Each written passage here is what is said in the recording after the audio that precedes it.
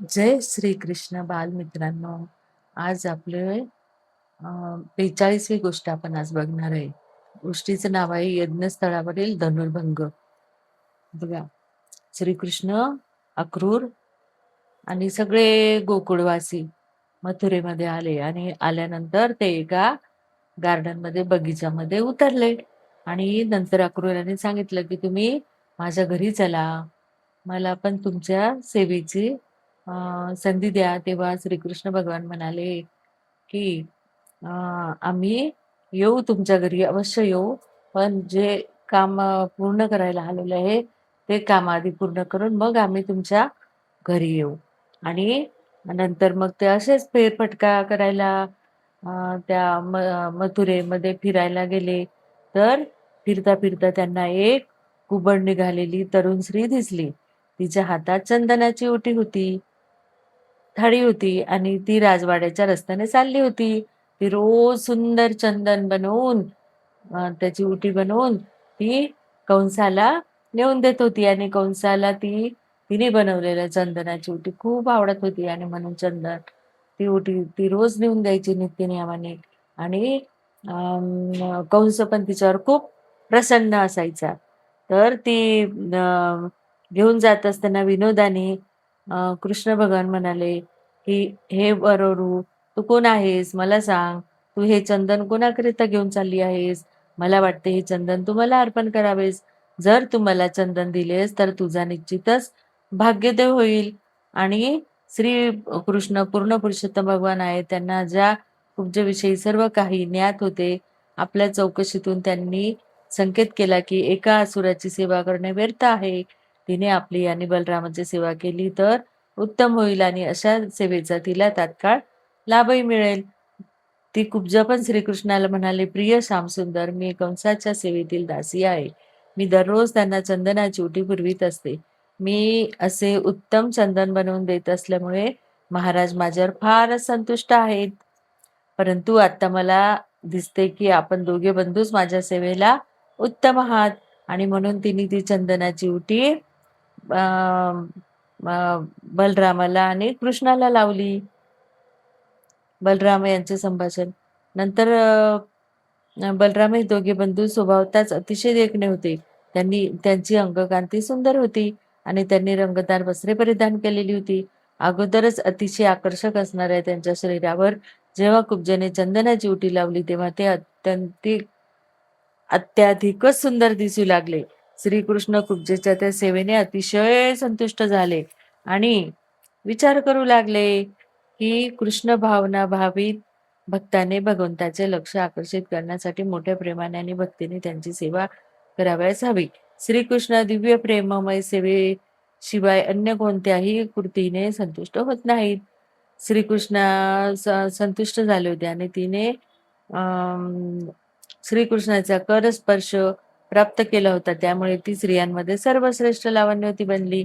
हा प्रसंग असे दर्शवतो की कृष्णाने काय केलं की श्रीकृष्णाने कुब्जेला वर द्यायचा विचार करून तिच्या पायावर आपला चरणगुंटाचा दाब दिला, म्हणजे अंगठ्यानी तिच्या पायावर दाब दिला आणि करकमळांनी तिचं मुख हनुवटी पकडून वर उचलले. त्याबरोबर ती कुब्जा इतकी सुंदर युवती झाली.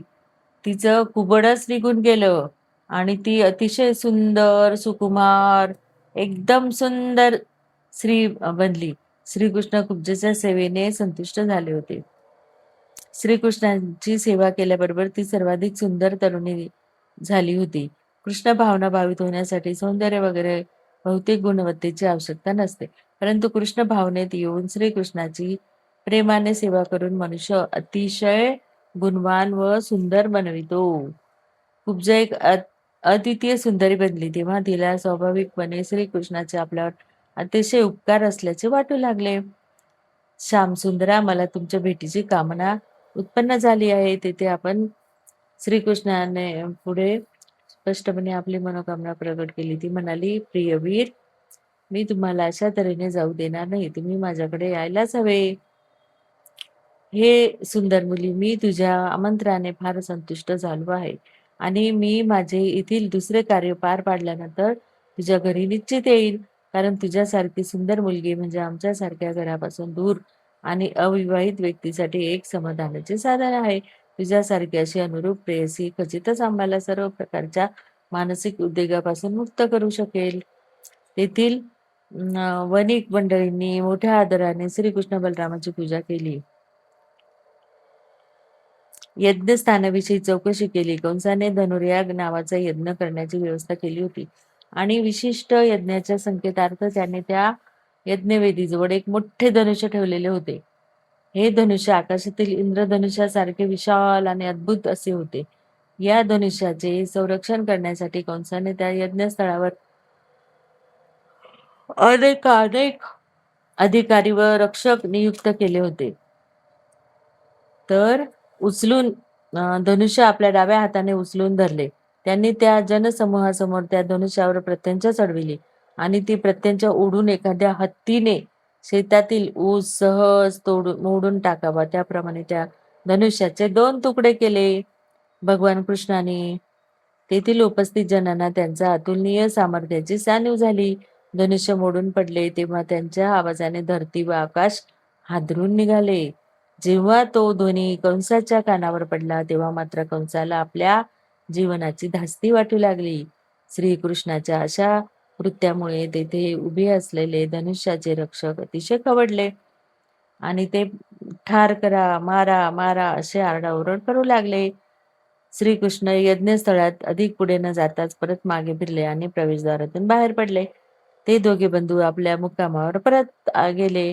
परत जाताना त्यांनी मथुरेतील अनेक ठिकाणांना मोठ्या आनंदाने भेट दिली.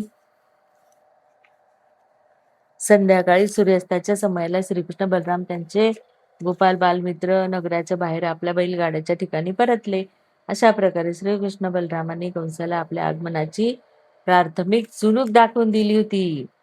श्रीकृष्ण मुक्कामावर आले तेव्हा त्यांच्या सेवकाने त्यांचे चरणकमळ धुतले, त्यांना उत्तम आसन प्रदान केले आणि त्यांना दूध व रुचकर भोजन दिले.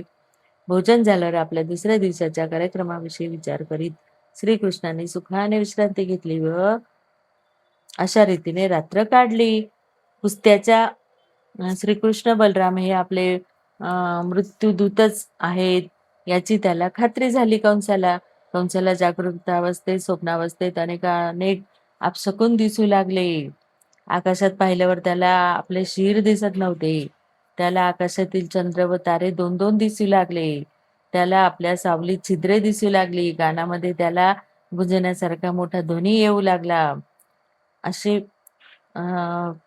मृत्यूसूचक लक्षणे पाहिली आणि त्याला समजले की आपला मृत्यू अगदी निश्चित आहे आणि त्यामुळे त्या रात्री त्याला घोर चिंता लागून झोप लागली नव्हती. रात्र संपल्याबरोबर त्याने मोठ्या घाईघाईने मल्लांना पाचारण करून कुस्तीचे सामने भरविण्याची व्यवस्था केली. कुस्त्याच्या आखाड्याचे स्थान स्वच्छ करण्यात आले होते. तेथे ध्वज पताका लावण्यात आल्या होत्या व फुलहाराने सजावट केली होती. ब्राह्मण क्षत्रिय अशा सन्माननीय जनांसाठी खास दालनांची व्यवस्था करण्यात आली होती. अनेक राजमंडळीसाठी राखीव सिंहासने होती, तर इतरांकरिता उत्तम आसनांचा प्रबंध करण्यात आला होता. कंसाकरिता एका उंच मंचावर एक खास सिंहासन बनविण्यात आले होते. अखेर कंस अनेक मंत्री व चिटणीसांसमवेत तेथे आला आणि आपल्या आसनावर बसला. कंस जरी आपल्या शासकीय अधिकाऱ्याच्या व मंत्र्याच्या अग्रभागी उच्चासन ग्रहण करून बसला होता तरी त्याचे हृदय मृत्यूच्या भयाने धडधडत होते. क्रूर मृत्यू प्रसंगी कंसासारख्या सामर्थ्यवान व्यक्तीची देखील पर्वा करीत नाही. तो कोणाच्याही उच्च पदाची गय करत नाही. सर्व तयारी आटोपल्यानंतर तेथे जनतेसमोर आपले कौशल्य दाखविण्यासाठी आलेल्या मल्लांनी रिंगणात प्रवेश केला. त्यांनी उंची वस्त्रे व दागिने घालून सुरेख पोशाख केलेले होते. त्या मल्लारमध्ये चानूर, मुष्टिक, शल, ऊट. कंसाने तेथे वृंदावनातून आलेल्या नंदकुमार आदरणीय गोपजनांचे देखील स्वागत केले. गोपांनी आपल्याबरोबर आणलेले दही, तूप, लोणी इत्यादी दुधाचे पदार्थ कंसाला भेट केले आणि कंस राजाच्या शेजारीच त्यांच्याकरिता खास बनविलेल्या मंचावरील आसनावर बसले. आता आपण दुसरी गोष्ट उद्या बघूया. जय श्री कृष्ण.